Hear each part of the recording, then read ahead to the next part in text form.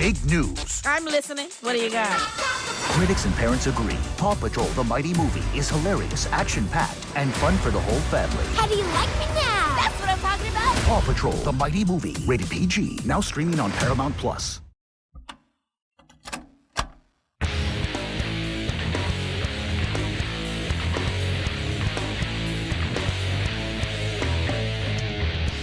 Welcome to My Weekly Mixtape, a podcast that takes the classic mixtape approach to building a modern playlist. I'm your host, Brian Colburn. Joining me for tonight's collaboration is fellow podcaster and friend, Jason Whissell, host of the It's Not That Bad podcast. Jason, thanks so much for joining me tonight. Brian, thank you so much for bringing me on. It's been way too long since we've been on a podcast together, whether it be Playlist Wars or It's Not That Bad. So the opportunity to go through my entire Spotify playlist and pick out some great opening riffs, this has been so much fun. Happy to be here. Well, I am glad to have you, but before we get down to business, let's get nostalgic for a moment. What is something about mixtapes that you personally feel hasn't translated into the present day creation and curation of playlists?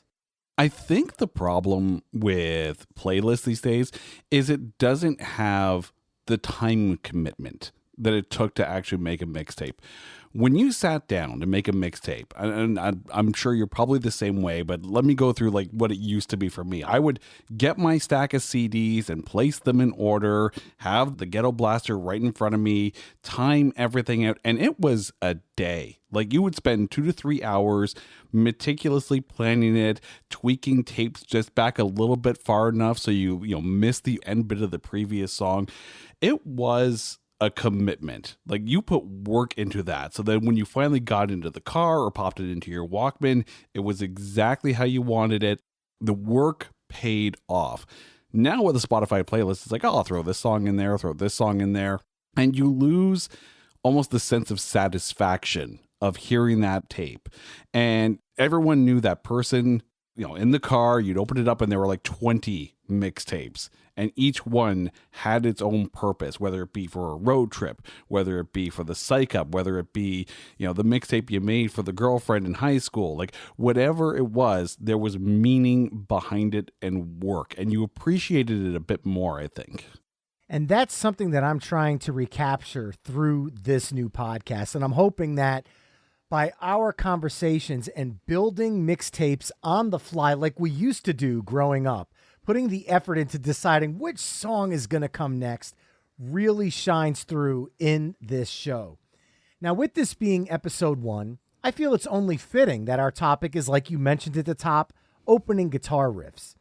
Now, Jason, when I was putting my bank of songs together for tonight, the songs that rose to the top for me were those instantly recognizable guitar riffs, songs that I would easily guess within 1 second if I was playing Hurdle and this song happened to be the song of the day. Simply because these songs are truly ingrained in my musical DNA. What were you looking for in the songs that you've brought to the table this evening? It's funny. My process changed from the moment we were first talking about this episode to the short list that I finally have. Because I first started thinking about all these great intros to songs, then I realized but it's not really a guitar riff. I'll throw one example out of a song that actually didn't make the short list. The live version of Love Song by Tesla off the 5-Man Acoustical Jam album. It is one of the best acoustic guitar intros I've heard on a live album ever, but it's not really a riff. It's more like a solo jam kind of thing. So all of a sudden it's like, well, all of a sudden now it's not a riff. And I try to narrow it down. If it was a drum intro, I'd eliminate it. If it was more of a vocal intro, I'd eliminate it. There's some songs where you can tell the song right away, but it's not necessarily a great riff per se. So it's been a bit of a process, and the list has gone through a few permutations, but I think of the songs that I have shortlisted, there's some really good ones here. Ones that people are going to be like, oh, no, yep. As soon as the guitar hits, you can hear the crowd almost scream at a live show. Well, I love where you're coming from with that, Jason. I'm glad you mentioned Tesla's Love Song, because that version on 5-Man Acoustical Jam is one of my May I Help You riffs when I go to a guitar store. I start playing the opening on an acoustic because that gives me an idea if that's the guitar that's right for me. So I love that you chose that one as an example, but I digress. Let's get down to business. For those that are listening tonight, if you haven't figured it out, Jason and I will be curating our own opening Guitar Riffs mixtape. And we'll use the old cassette deck approach, meaning our mixtape will be broken up into two sides, side A and side B. Jason, as my guest this evening, will begin side A with his first song choice, and then I'll add a song that I feel best follows up Jason's choice. We'll then flip-flop for our choosing songs until we've mapped out 10 songs for side A. Then we'll give our mixtape a proverbial flip, and we'll begin to map out side B. And on that side, I will begin with my song of choice, and Jason will follow up. Our overall goal for this episode is to craft the best opening Guitar Riffs mixtape possible through the 20 songs we're choosing. At the end of the show, you could take our conversation to the next level by visiting the opening Guitar Riffs page at myweeklymixtape.com and give our final album a listen via the embedded playlist. The best part, you don't even have to worry about any blank space at the end of each side. Finally, if you like what you're hearing on the show, please consider becoming a Patreon mixtaper at patreon.com/myweeklymixtape. Jason, before I turn it over to you to reveal your track one, some of the fellow mixtapers who follow us at My Weekly Mixtape on Facebook, Twitter, Instagram, and TikTok have chimed in with their ideal opening track for a greatest opening guitar riff mixtape. And these truly run the gamut, so this could be some food for thought for the two of us. Coach Fisher chimed in with Metallica's For Whom the Bell Tolls. Bobby Schultz chimed in with Black Sabbath's Iron Man. Simon Evans chimed in with Audioslave's Cochise. Eric, Time to Get Ill, chimed in with Pantera's Cowboys from Hell. Canardian Girl chimed in with Simple Minds' Changeling. Jason Donsis chimed in with Black Crowes' Twice as Hard. And Gary Radcliffe chimed in with the Rolling Stones' Can't You Hear Me Knocking. Now, just from those choices alone, you can already see the various directions that this topic can conceivably take us. So, Jason, I've officially pressed record on our mixtape, and the floor is yours. Why don't you dive into the song you chose to kick off side A? Okay, I'm going to go with a song from probably my favorite era of music, like right in the thick of the really good rock 90s. It's a song that not only will start our playlist here, but basically introduced us to Bush, and that's Machine Head. When you think about that opening riff, starting off before the full band kicks in, you know the minute they play this song, the crowd is going to go nuts. It's probably the encore at this point. But that song, when you think about it, has stood the test of time. And it's nice to see the Bush is still out there and touring right now. They're getting ready to hit the road again with Candlebox. But this song, it's timeless. Say what you will about some of their middle career albums, but the 16 Stone is such a good album. And sure, people will probably point to Glycerine as being the biggest song on that album, but Machine Head, for me, the minute it's on the radio, the car stereo is turned up. I don't care what the kids in the back are saying, I'm cranking that song. I'm glad you're doing that because honestly, that to me is a perfect snapshot of 90s hard rock. Not necessarily your Soundgarden, Alice in Chains, Pearl Jam, Nirvana, grunge, but it had a little bit more of a straight ahead meat and potatoes rock vibe. I've played that song in cover bands over the years in my life, and it's one of those songs that no matter how many years has passed since it came out in 1994, if I'm not mistaken, here we are in 2023, and the song still sounds fresh and still sounds modern. The song is timeless, and it's a perfect choice to start things off tonight. I love the pick. So now to bounce off that, I'm scrolling through my songs trying to decide what's a good way to follow that up, because that one is powerful. And I think the way I'm going to do it is instead of naming the song, I'm just going to say something, and you're immediately going to know the song I'm thinking about. And during the few moments that we have left, we want to talk right down to earth in a language that everybody here can easily understand. And right now, everybody listening, and you, Jason, as I see you nodding, are hearing the iconic Vernon Reid riff that kicks off one of my favorite hard rock songs of the 1980s. I'm going with from 1998's Vivid, Living Color, Cult of Personality. This song won a very well-deserved Grammy for Best Hard Rock Performance. Let's be honest, Vernon Reid is one of the most underrated guitar players on the planet. And this song is easily an example why he should be put up there with all of the greats. This song has a timeless energy to it. It is manic, it is heavy, it is visceral, and it is everything I love about it opening guitar track to really make the hair on your arm stand up and just bring you all in, full bore, guns blazing, Living Color, Cult of Personality. Yeah, I can't disagree with that song. I mean, you're right. Vernon Reid is such a monster guitarist. And the fact that that song carried on, not just on radio, but, the fact that it became an entrance music for, of course, CM Punk, it's such a big song. So you have to think, if I'm going to follow that, a great guitarist song, you know what? I think I'm going to go with a little bit of Ian Thornley, The Oaf from Big Wreck. Now, again, another debut album, another, introduction to this band. Ian Thornley is a phenomenal guitarist. And we talked a little bit about this with Love Song from Tesla, in that this song is almost more of an intro, but just the warble on that opening riff, and then all of a sudden when they kick into the song, to me, this is Big Wreck. This song and Ladylike from their second CD is another great song. But just the opening, the reverb, almost clean sound, and then when the full band kicks in, absolutely love this song. So yeah, The Oaf, Big Wreck.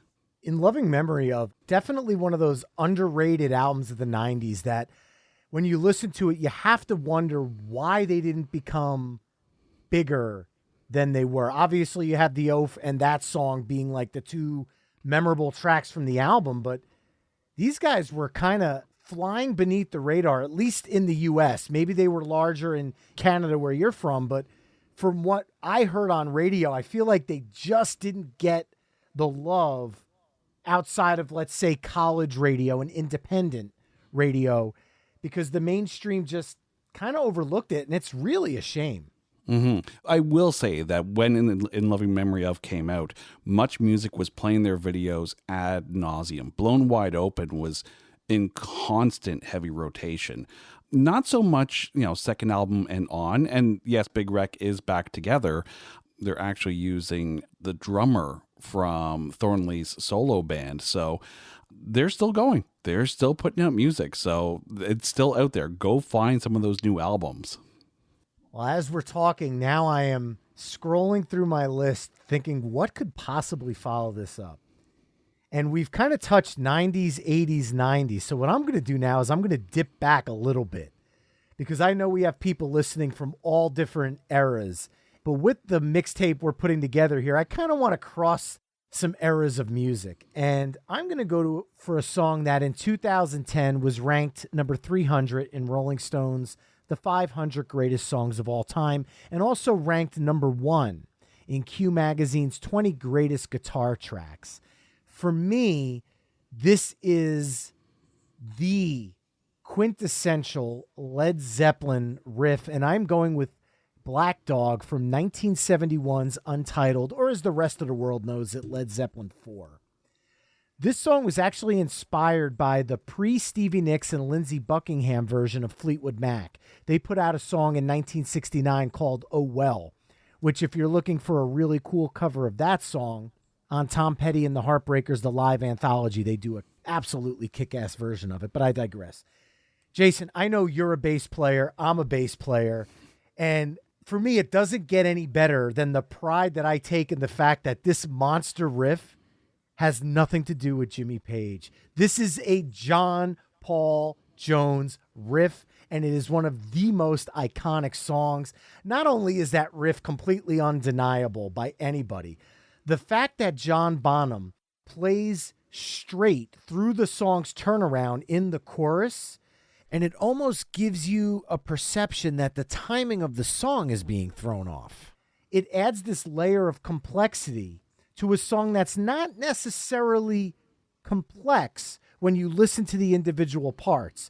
But the way that timing, and it kind of creates this madness during the second half of the riff, it always stuck out to me like, wow, these guys are insanely talented. But when you start listening to each instrument, yes, they are insanely talented, but they're not doing anything that would be at the level of like a Rush turnaround where the song kind of whittle diddles into some other stratosphere. These guys are keeping it meat and potatoes rock, but Bonham's straight drumming through it actually adds a layer of complexity. So with this one, the riff is a monster, the song is a monster, and I'm going with Black Dog by Led Zeppelin.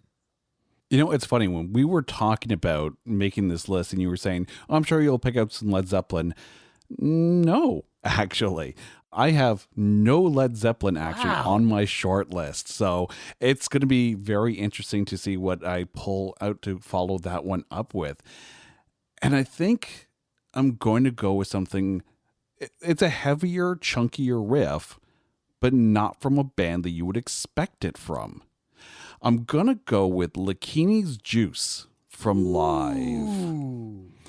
If ever there was a song where the guitar tone said everything about what you're about to hear, and this is coming after the Throwing Copper album where, you know, obviously Lightning Crashes got a lot of play, I Alone got a lot of play, and it's not like it was more of a melodic album. So when Lakini's Juice hits the radio and you just have that heavy chunk guitar riff, like anyone who is like, oh, hey, a new Live album, another Lightning Crash, this is a big night. What is this? What is this? And it's just so good. I had two songs in my mind based on guitar tone alone. And this, I think, is the perfect time to drop Lakini's Juice from Live because it's, again, it hits that heaviness that would follow Black Dog fairly well, I think. I am going to get crushed by Live fans for this one. Maybe. Uh-oh. But Secret Samadhi is hands down with ease my favorite Live album. I absolutely love this album on a completely other level than Throwing Copper. Rattlesnake is a sludgy driving opener. That chunky riff of Lakini's Juice, it just, your head is bobbing from the first two notes. And it's so ridiculously heavy. And then you throw a song in there like Freaks, which is so creepy and so weird. And it's so perfect. I love this album so much, but I know how Throwing Copper is kind of their massive mainstream album, but this one was like, to me, was kind of the Green Day's Insomniac to Dookie. They had this album that was so big, they were never going to capture that lightning in a bottle again. So instead of just re-recording the album, they kind of stretched their boundaries. And Green Day on Insomniac kind of went raw punk, not as poppy. They kind of sucked the pop out of the songs, which is why Insomniac is my favorite Green Day album. This one, it's not as smooth and it's not as silky as Throwing Copper is. And Throwing Copper has some great songs, some heavy songs. I love the album, but it just feels like they kind of got four guys in a room and just laid it out, warts and all, playing live. It just has this real feel to it. So love the album and absolutely love this pick, man. This is good. I will say Secret Samadhi is probably my second favorite Live album, right behind The Distance to Here. Really? The one that followed it. Songs like Run to the Water, The Dolphins Cry, and, you know, if I'm being a little personal about it, the song that my wife and I danced to at our wedding was Dance With You, the last track off of The Distance to Here. So I agree with you that Throwing Copper is a phenomenal album, but not the best Live album. Again, personal opinion. Well, I actually know what I'm going to follow this up with, because you have this kind of crunchy, driving, get your head bobbing riff, and I want to continue that energy. So I'm going to go with a riff that on paper will probably be one of the easiest riffs to play, because it is, in fact, one note. And I am going with, from 1996's Evil Empire, Rage Against the Machine, Bulls on Parade. That opening riff where Tom Morello is just playing octaves, and yet he still manages to pummel you with this riff. It is just insane. And to take that a step further, it is probably their most iconic riff, besides maybe Killing in the Name. And to me, as much as Rage Against the Machine's self-titled album is easily in one of my top 10 albums of the 90s and maybe of all time, this riff really stands out to me when I'm thinking about most memorable opening guitar riffs of all time. I do want to give a shout out to Rob Ebert, who chimed in on social media with this one as well. Rage Against the Machine, Bulls on Parade. You know what's funny? We've got a lot of good heavy stuff in a row. And, you know, it's one of those things where you sit there and go, do you continue with the heavy or do you throw a curveball in there? Because around song 7, it's like, okay, I've had my good taste of late 80s, early 90s section. Then we got our heavier section. So you know what? I think I'm going to go with the curveball here. Uh-oh. And I'm going to go back a couple decades as well. I have to say, and, you know, again, we're both performing musicians here, so we both have songs, I'm sure, that are in our set list that you gear up. The minute you see it on the set list, on that little piece of paper by your feet and by your guitar pedals, you're like, all right, here we go. And for me, whenever I'm playing live, my favorite song in the set list is Long Train Running from the Doobie Brothers.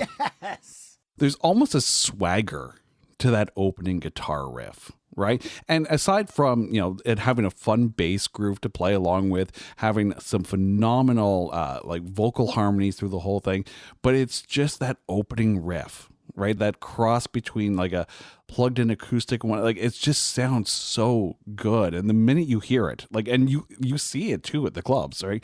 You start playing that song, people like all of a sudden get up out of their chairs and their tables and they're ready to hit the dance floor.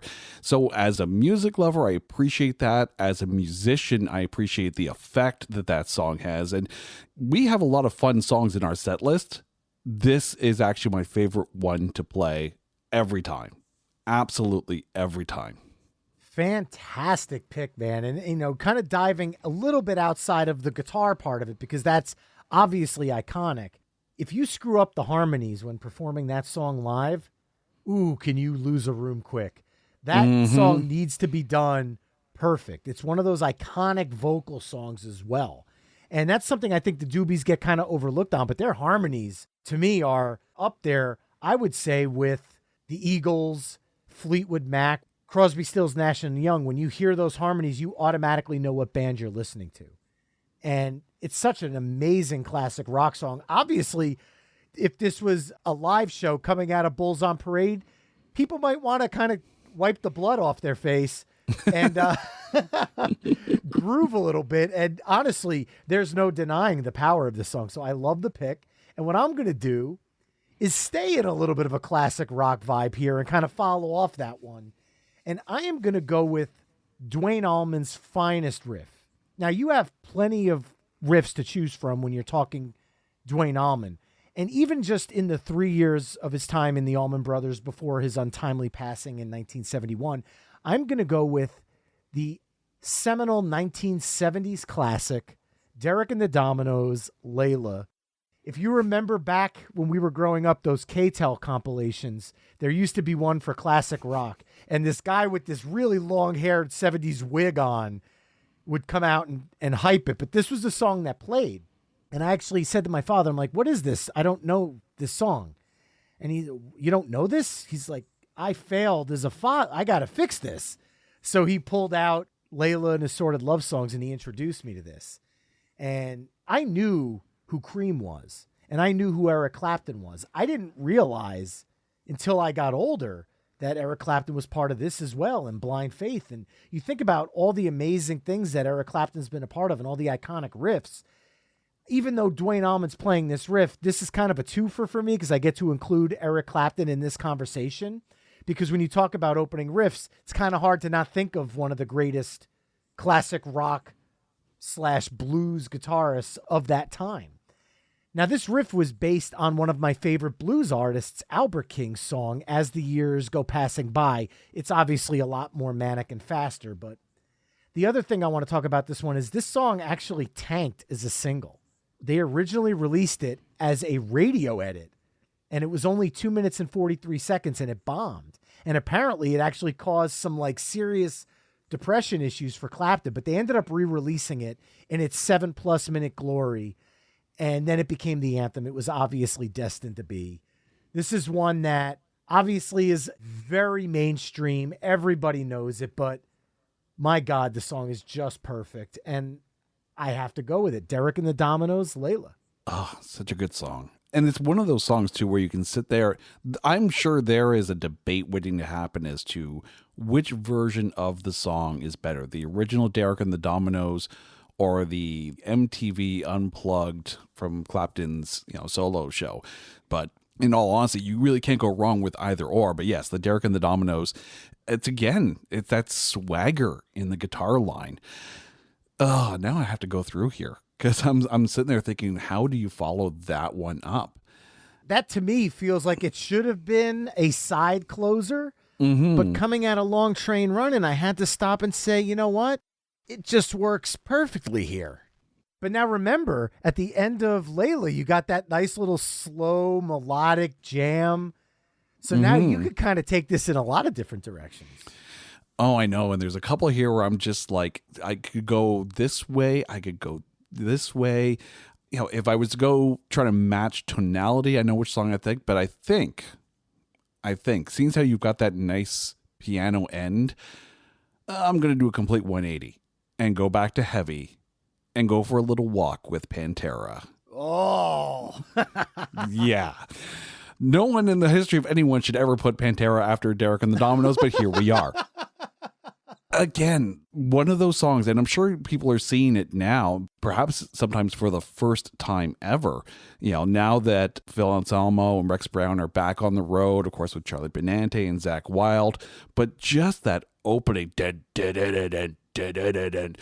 people have tried to cover it. Nothing compares to the original Walk, Pantera. Like, honestly, if you can't hear the crowd screaming already, you're doing it wrong. There really seems to be a small collective of people online that are in no way, shape, or form happy about the fact that Phil and Rex are getting together with Charlie and Zach to do these legacy or reunion shows using quote marks in the air, however you want to frame it. Personally, there's no two better people, I think, to fill the role of Dimebag and Vinny than Zach and Charlie. I actually didn't think Charlie in the beginning. When they mentioned his name, I said, wow, that's actually perfect. I've watched a bunch of the videos, and I have tickets to see them opening for Metallica this summer. I'm very excited to hear Zach taking on these guitar parts of one of his closest friends and bringing his style to it. I'm curious what you think of him. I completely agree. First of all, we know how close Anthrax as a band were with Pantera, of course, with Vinny and Dime. And if you've gone to see an Anthrax show, especially shortly after Vinny passed away, whenever they do, in the end, they've got the banners that they were bringing out there that had Dime and Vinny on there, as well as the tribute to Ronnie James Dio as well. Yep. And Zach Wilde. I mean, let's be honest. If anyone's going to match that guitar tone, it's him. Hands down, there's no question. Credentials aside, because we're talking about the guy that slung guitar for Ozzy for the longest time, and not to mention in Rockstar starring Mark Wahlberg. Yep. But I love that soundtrack you don't have to sell that for me. You don't even have to. I love that soundtrack. I love the movie. It's got Jennifer Aniston in it. Right? Marky Mark lip syncing to Miljenko Manajevic, the lead singer of Steelheart. I was all in. I'm like, this is amazing. I love this movie. Not to mention the fact that you had Brian Vander Ark from the Verve Pipe working on some of the songs in the background. So yeah, absolutely love that album.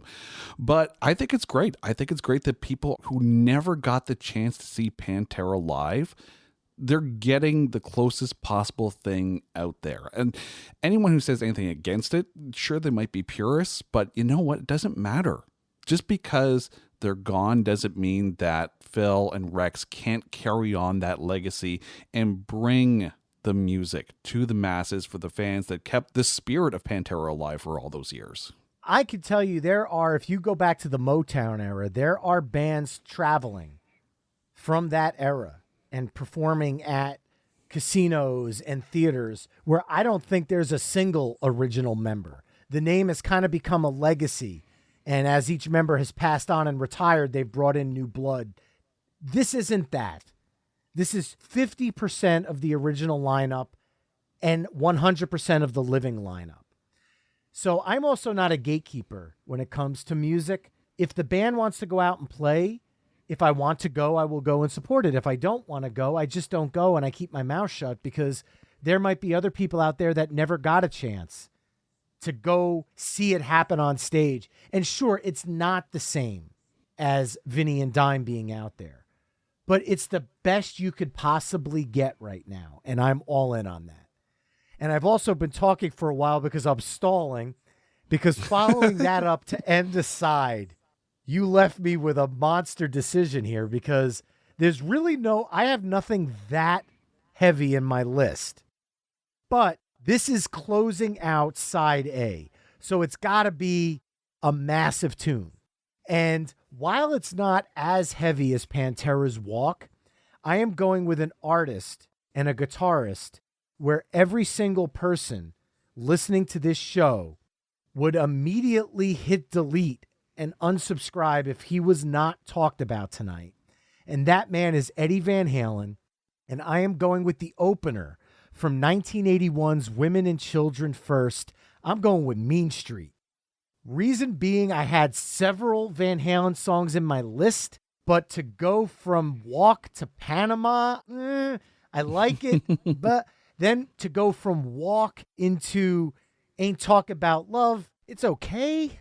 Mean Street, I completely understand that Dimebag was a massive Kiss fan, but I have to believe in my heart of hearts that there was no way that he also didn't have some iota of respect for the way that Eddie Van Halen plays, because I do hear elements of that throughout Dimebag's solos across the Pantera albums. And this is probably the heaviest Van Halen riff of them all, in my opinion. And the song was never released as a single. I'll never understand that, ever. But it's rightfully become one of the band's most beloved album tracks. So this is a way for me to kind of go with a quote-unquote deep cut while still honoring the vibe we're going for in a song that I really don't think people would deny being an awesome guitar riff. I do want to give a shout out to Cactus Pete, who chimed in with this one on Twitter. He, as well as several folks, chimed in with Van Halen tracks. And I'll be honest, like I just said, I could probably list 20 different Van Halen songs here, and any one of them would work because Eddie Van Halen is just that special. But following up Pantera's Walk, Mean Street, man. It's funny, when we were talking about Lakini's Juice, I said there were two songs that I had shortlisted just based on guitar tone. The second one was a Van Halen track, but it was Don't Tell Me What Love Can Do, because just that opening heavy, it's a simple riff, but just that opening heavy chunk to it. Yeah, there's so much Van Halen that you could put in here, and sometimes you have to decide.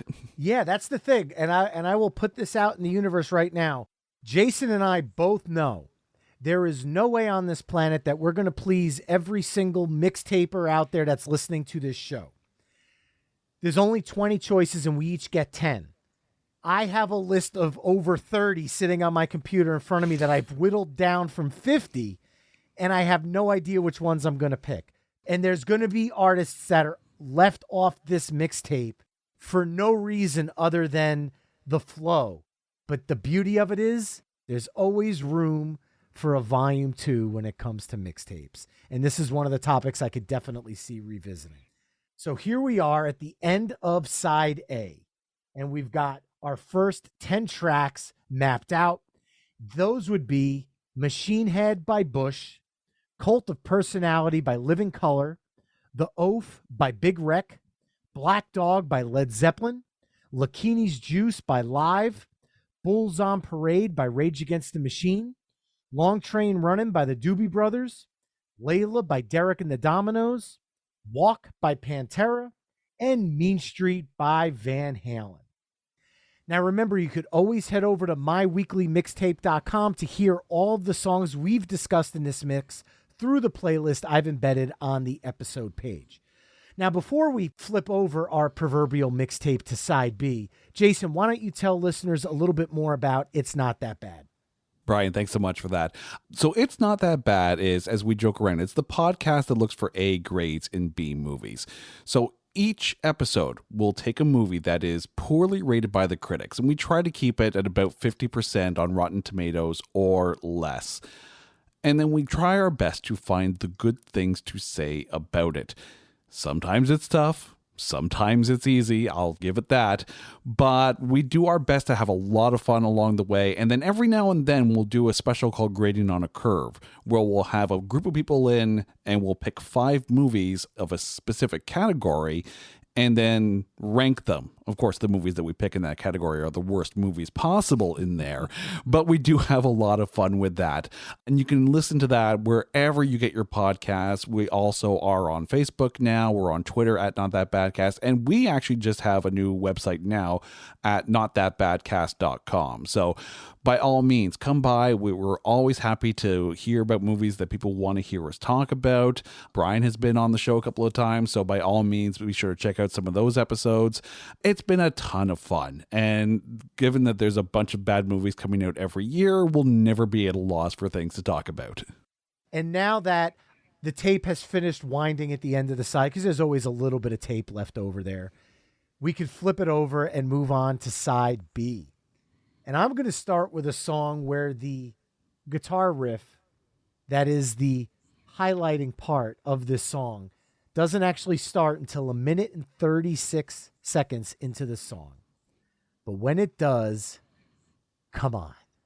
I am going with 1985. The album is Brothers in Arms. The band is Dire Straits, and the song is Money for Nothing. Another first. This was the first video played on MTV Europe, which actually started in 1987, long time after video killed the radio star jump-started MTV in the US. And why wouldn't MTV Europe use this song for the first video? Sting is essentially singing a commercial for them.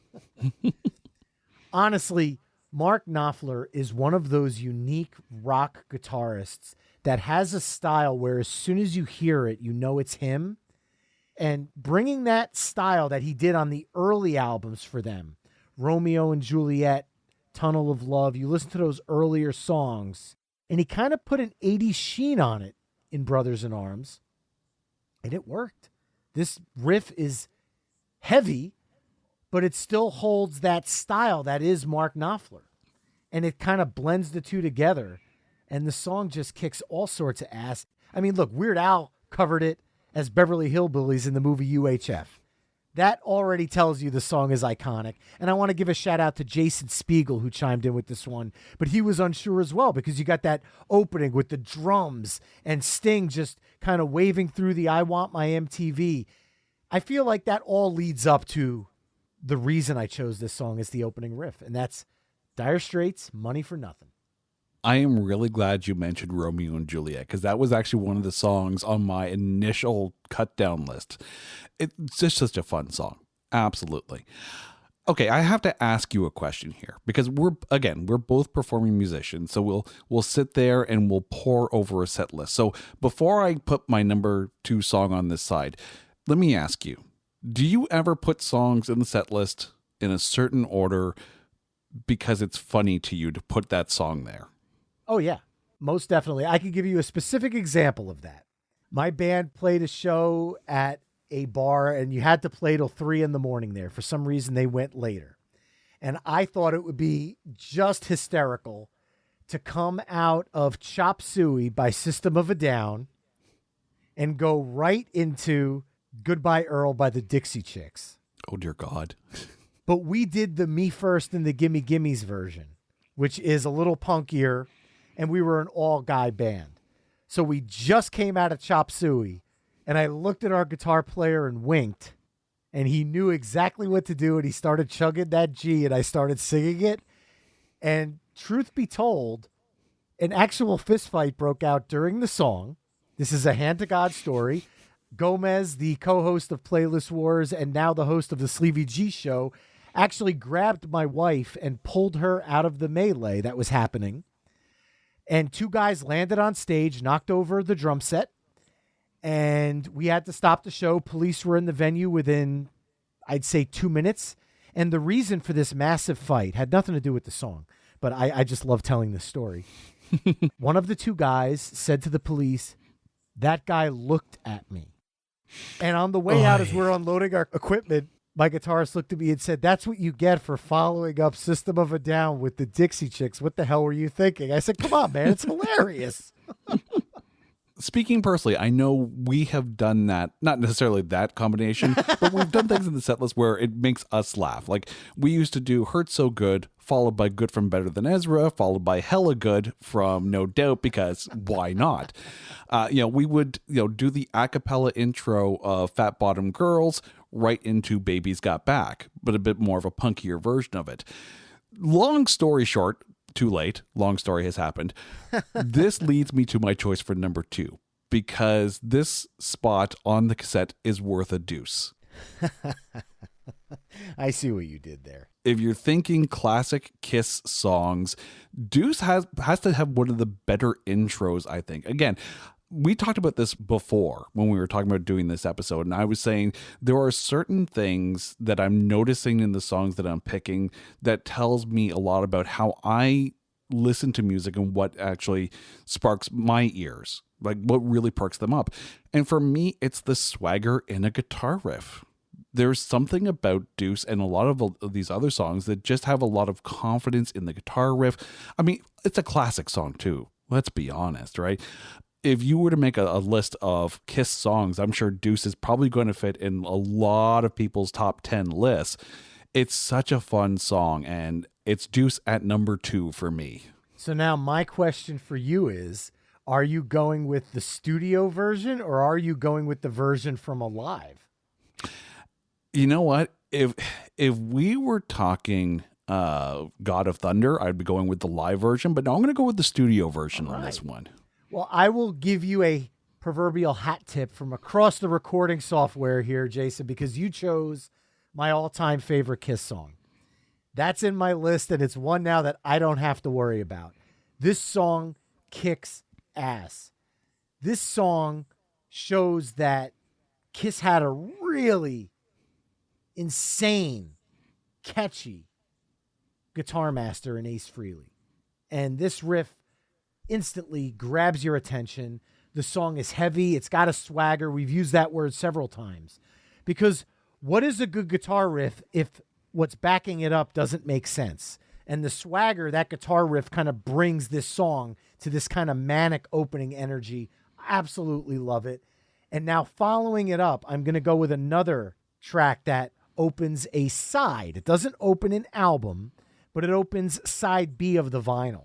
It's one of my favorite albums of all time and probably in my top 10 favorite songs of all time. My parents used to get mad at me because I would play the song, take the needle off the record, put it back at the beginning, play the song, take the needle. And it was like I was my own loop machine. I didn't have a CD player at the time to press the repeat button, so I would just keep dropping it. And every time I would drop it, I would make sure I dropped it so you'd hear a little bit of crackle. And then you'd hear a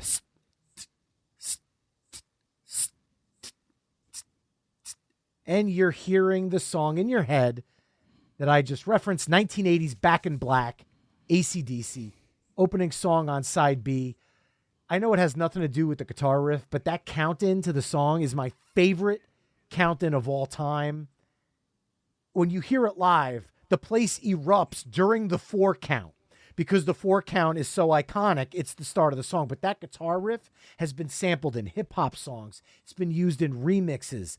I've seen countless bands try and fail at covering it because nobody's going to get that Angus Young look, feel, and sound down the way he has it down.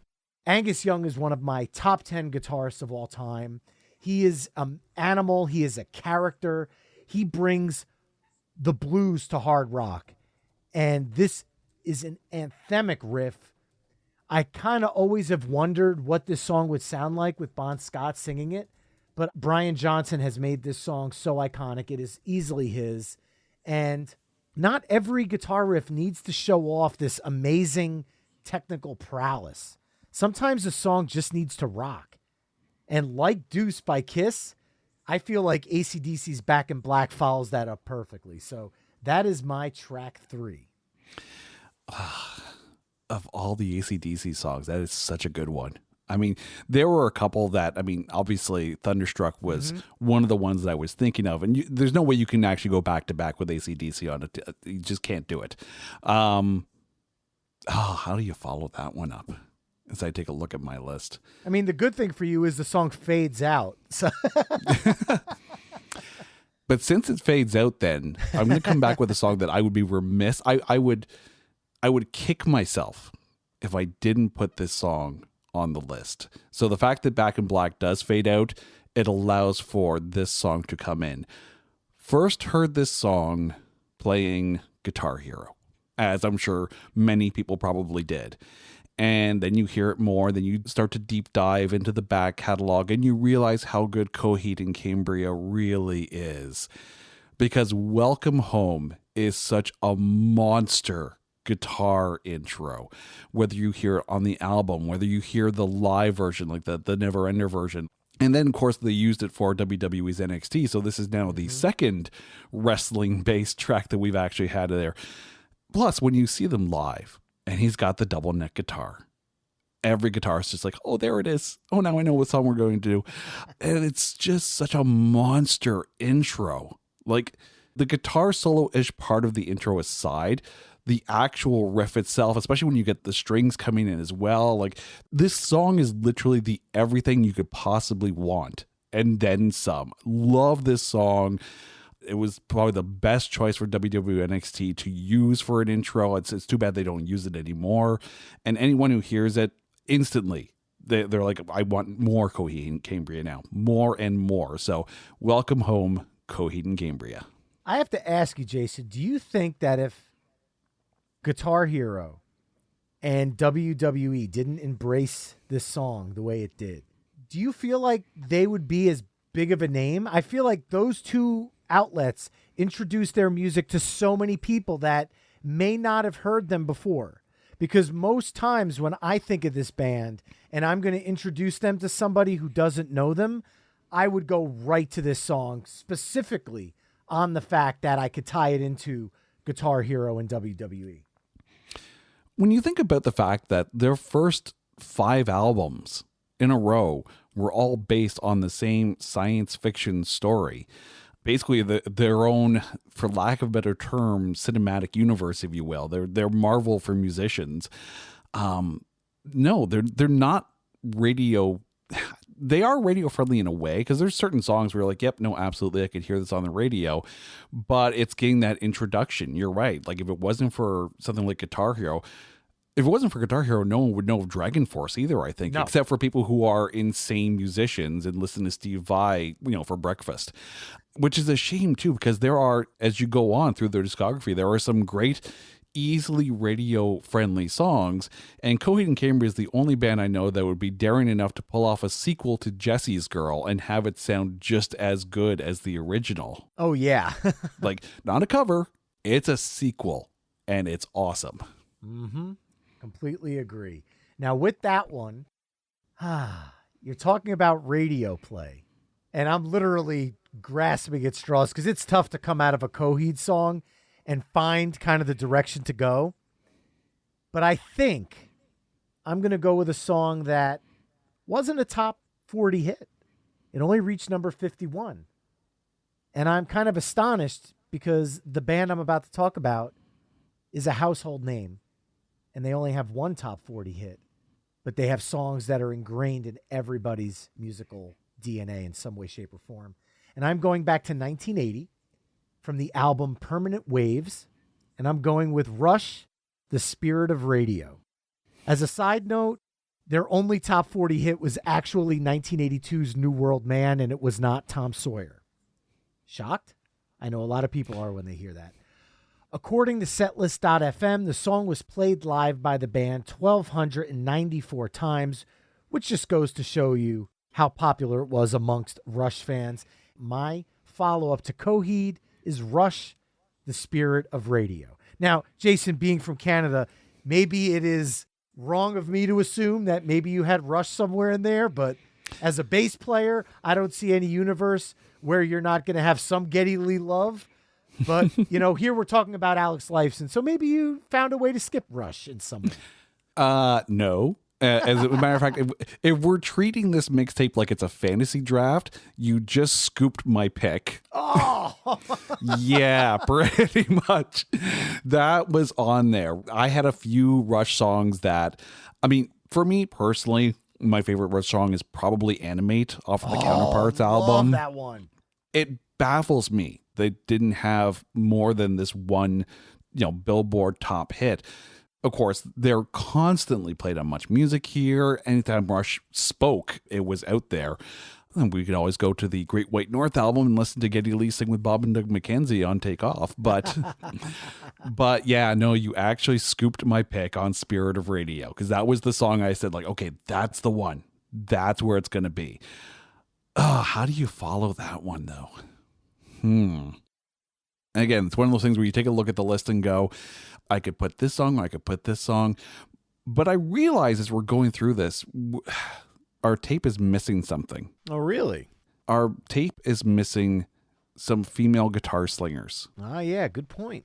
So I'm going to follow up Spirit of with Barracuda from Heart. Yes. We've been talking about swagger, and I don't think anyone swaggered as much as Nancy Wilson on that song. You hear it and you are ready to go the minute you hear that opening riff. Let's be honest. It's an iconic song, not just for the decade, not even just for the Seattle music scene, but it's iconic, period. Generation after generation after generation. And anyone who tries to do Barracuda afterwards, and I've heard some decent enough covers, but they all pale in comparison to the original. So gotta go with Barracuda from Heart. Although I will say that Adrenaline Mob did a decent job of covering it, but you cannot. You just can't compare. That was going to be the one I was going to mention, along with Fergie from one of the Shrek movies. I remember it being in there. Obviously, neither one compares to Nancy Wilson, and no one's going to hit the vocals the way Ann Wilson sings that song. I'm glad you did that, because I think we just went scoop for scoop right there. I had that song in my list. You cannot deny that riff, and I am so happy that Heart is making this list, because they are obviously a very popular band. When they reunite, they do sell out amphitheaters and arenas and stuff, but I still feel like a lot of people don't put them on the same level as a Fleetwood Mac or an Eagles, and I think that's wrong. I think they're right up there. I think they're deservedly up there as one of the best female-fronted classic rock bands maybe of all time. Oh, absolutely. Even when you hear bands that do decent enough covers of their songs, if you've heard Hailstorm do All I Want to Do Is Make Love to You, you can actually hear the influence that Heart had on a band like Hailstorm. It was good songwriting. It was phenomenal musicianship. We're talking about the sisters that made Led Zeppelin cry. Let's be honest, yes. While they were covering a Led Zeppelin song, vocally, musicianship-wise, you know me. I'm a massive Queensrÿche fan. I'm also a big Alice in Chains fan. But Heart really is perhaps the best Seattle act of all time. I'm not sure many people would even argue that, because when Heart did the Live in Atlantic City DVD and Blu-ray, their special guests were Alice in Chains, Duff McKagan. They're influential on so many levels. Look, they took a song that was originally recorded by I-10 in 1983 called Alone. Nobody knew it existed. And it became such a massive hit song. And for years, when American Idol first launched, people would sing that song and butcher it until Carrie Underwood came out and slayed it. And I'll be honest with you, that cover is what made Carrie Underwood a superstar. And it's still not as good as Ann Wilson's. So completely agree, but you are leaving me with a very tough move here. But I'm going to pivot this in a slightly personal way, but something that will work musically on this list as well. Ann Wilson is my favorite female singer of all time. I'm going to follow it up with my favorite musician of all time. So anybody that knows me immediately knows I'm going with Tom Petty. But this riff has got nothing to do with Tom Petty. This riff is by Riff Machine Mike Campbell, who has been Tom Petty's right-hand man through all of his albums, including 1989's Full Moon Fever. And this is the album I'm choosing my song from. It's the closing track on side A, and it is Running Down a Dream. You think about Mike Campbell's guitar riffs. You Wreck Me, Refugee, Jammin' Me. That's just with Tom Petty and the Heartbreakers. He also wrote The Boys of Summer by Don Henley. Stop Dragging My Heart Around by Stevie Nicks, obviously with Tom Petty. And yet Running Down a Dream, a Tom Petty solo album featuring the Heartbreakers, sticks out amongst all those songs. It is legitimately the perfect road trip song. So much so that pretty much any country song that name drops playing Tom Petty on the radio was probably thinking about this song. Because when you go on a road trip, this song screams road trip. And obviously for another personal reason, Tom Petty being my favorite artist, performing at the 2008 Super Bowl halftime show, which I was at with my wife to see the New York Giants defeat the undefeated New England Patriots to win the Super Bowl.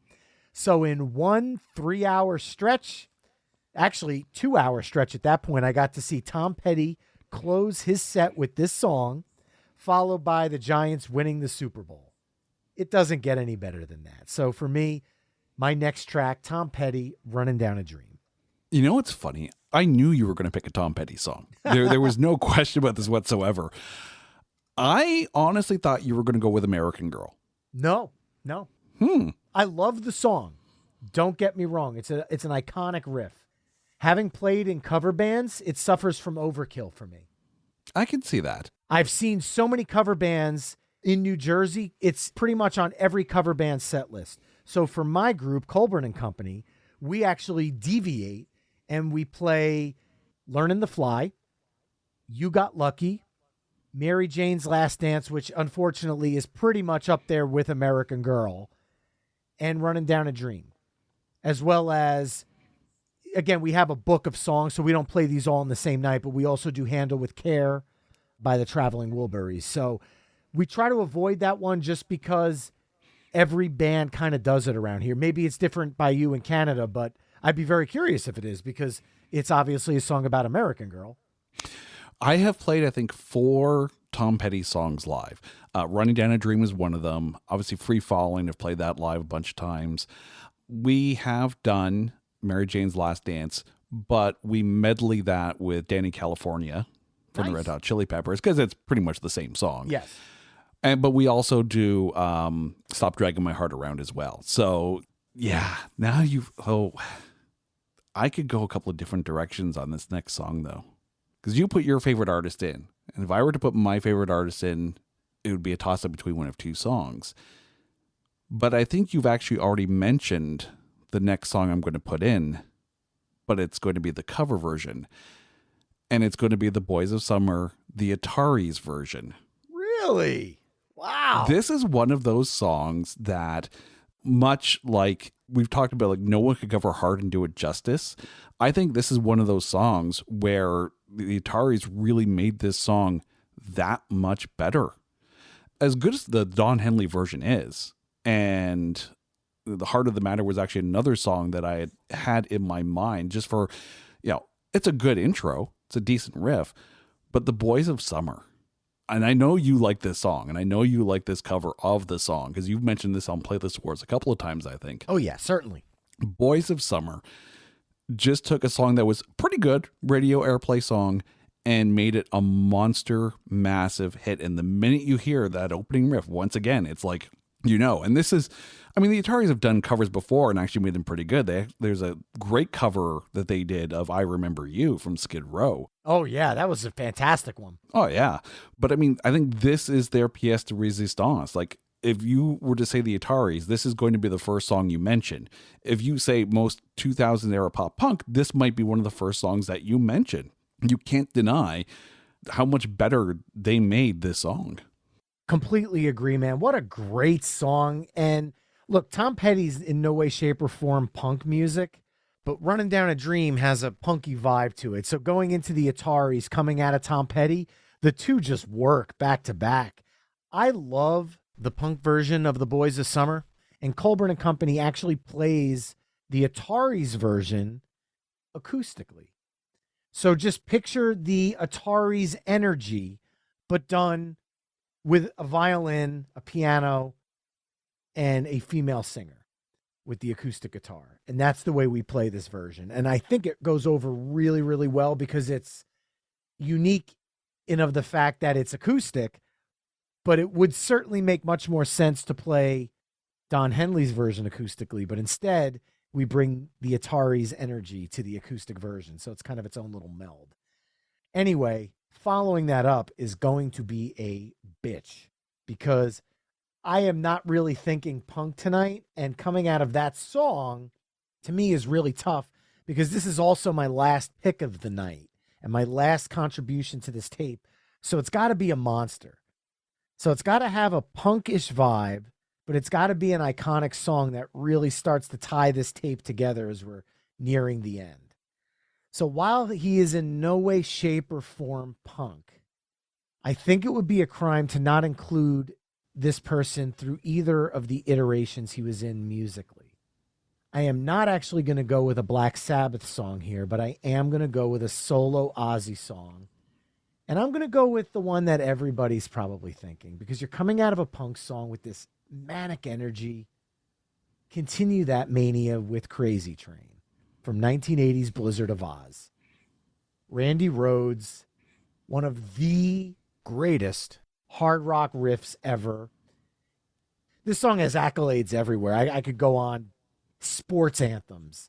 When have you been to a football game or a hockey game that doesn't have Crazy Train playing at some point in the night? You haven't. Nobody has because it's just synonymous with sports. It's been in video games, obviously television, movies. You think about when the Osbournes became a show and that Pat Boone version was the theme song. This song is in everybody's mind, and even to the point where a band like Weezer, who is a little punkier, a little more alternative, used a reworking of that riff in their song Blue Dream, which was on the Van Weezer album. If you give that a listen, it's not necessarily a cover of Crazy Train, but it's definitely an homage to it. So yeah, Bobby Schultz had chimed in, like I mentioned at the top of the show, with Black Sabbath's Iron Man, and he also said, how can you have one of these playlists without including some form of Ozzy or Sabbath? Realistically, we can include them both here, and I think they both work, but I'm going with Crazy Train coming out of The Boys of Summer. It's funny because I only had one Black Sabbath era song, and it was going to be a cover version. I was going to actually throw in Anthrax's cover of Sabbath Bloody Sabbath. Nice. From the I'm the Man EP. Exactly. Because, of course, Anthrax being awesome. But that being said, too, the first song that comes to my mind whenever I'm thinking any kind of Ozzy intro, I immediately had to disqualify from my shortlist because it's a bass intro, and that's No More Tears. Yeah. And because of the rules I had set for myself, because there are some songs where it's like, that's an amazing intro. It's on bass. It doesn't qualify. So that eliminated songs like, No More Tears. It eliminated Wood from Alice in Chains. It eliminated some of the songs from Concrete Blonde off of the Bloodletting album. So many songs got booted out because it's like, nope, it's on bass. Which leads me, of course, now to the last song. And putting Crazy Train in has actually made me second guess the song I was going to end with. I thought I had it figured out, and now I'm not sure if I do or not. I'm going to stick with the song that I had originally had in mind for closing this out. And people are going to get a heavy, heavy dose of this on the festival tour this summer because I'm going to end off with Everlong from the Foo Fighters. Look, there are a lot of people who are still gutted the fact that Taylor Hawkins is no longer with us. Mm-hmm. But much like we talked about with Pantera, it's really good to see that the Foo Fighters are getting back on their feet and they're going to get back out there. And, I'm hoping that people don't sit there and say, well, they should have stopped. Well, you know what? People will say they should have stopped Nirvana. Yes, they did. But it still doesn't mean that the other guys can't continue on and bringing that music to the live audiences. I guarantee you there are going to be tears shed when they play this song live. There's going to be tears shed anywhere the Foo Fighters go this summer. And go support them. Honestly, go enjoy the music, because not that I know him personally or knew him personally, but I guarantee you Taylor Hawkins would love to know that people are still out there enjoying the music that they played. So ending it off with a bit of a tear, Everlong from the Foo Fighters. Now, obviously, you know, having seen the Foo Fighters, that over the last few years when they've played it live, they've started it quietly and acoustically and then kind of melded it into the heavy version that everyone's familiar with. So I'm kind of curious, because you could technically go in either direction here, because the sentiment of the song, I feel, is what's awesome to close this thing out. Would you go with the original studio version, the acoustic version, which is on the Greatest Hits album, or one of the live versions that they've been playing lately where it's half and half? I think on the mixtape, I would put the original version. It just has the most power. Don't get me wrong. I love like an extended live intro, when I go to see them live. But if I'm putting it on the mixtape, I got to go with the actual album version. Well, I love it. Closing out side B, a perfect pick, if I do say so myself. I'm extremely happy with where we went with this. And look, let me just say for the record, before I read out the songs on side B, I'm looking at this list and I can already tell you there's at least another dozen songs that I am gutted that aren't in this playlist.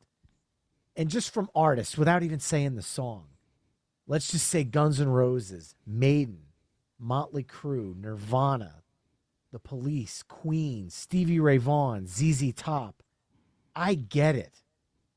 There's a lot of songs that we can't get to, but I am pretty stoked with how this mixtape came together.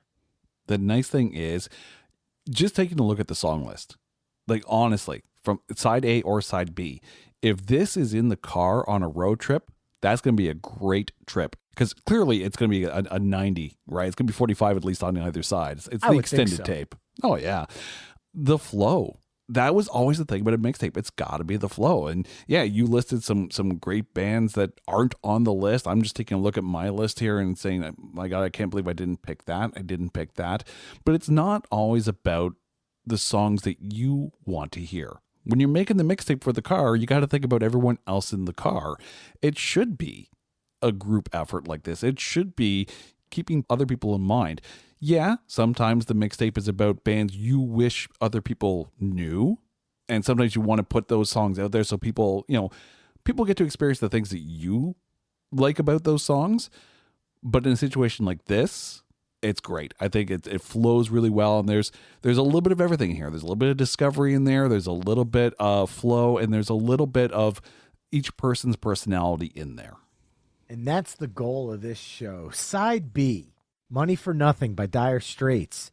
Deuce by Kiss in the number 2 spot. I see what you did there, Jason. Mm-hmm. Back in Black by AC/DC. Welcome Home by Coheed and Cambria. The Spirit of Radio by Rush. Barracuda by Heart. Running Down a Dream by Tom Petty. The Boys of Summer by the Ataris. Crazy Train by Ozzy Osbourne. And closing it off with Everlong by the Foo Fighters.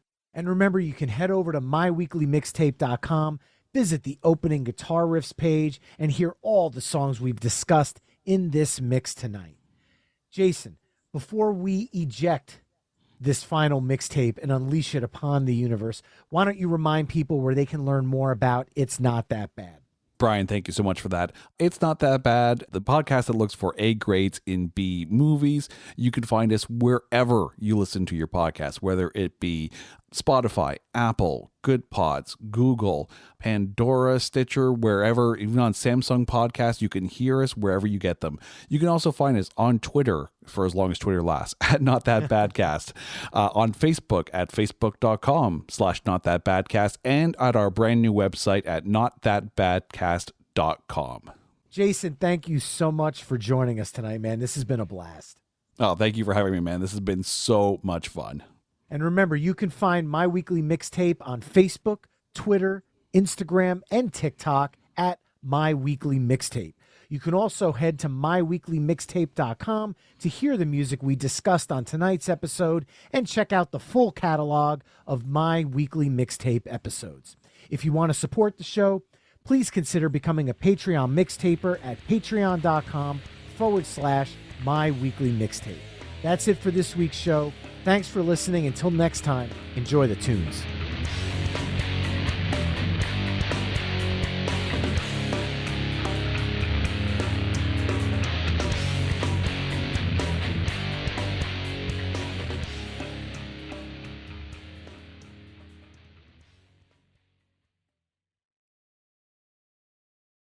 Hey folks, Stefan Shirazi and Renee Richardson here from the Metallica Report. And we are proud members of the Pantheon podcast family, where the best of music and podcasts unite. We've got something pretty cool for you.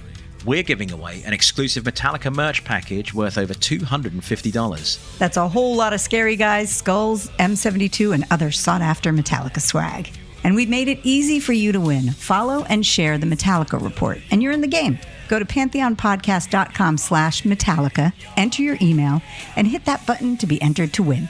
And just like that, you're eligible for our monthly exclusive Metallica merch package. And guess what, rockers? You can enter every month, so just do it. And while we love our global brothers and sisters, the lawyers won't let us ship outside the U.S.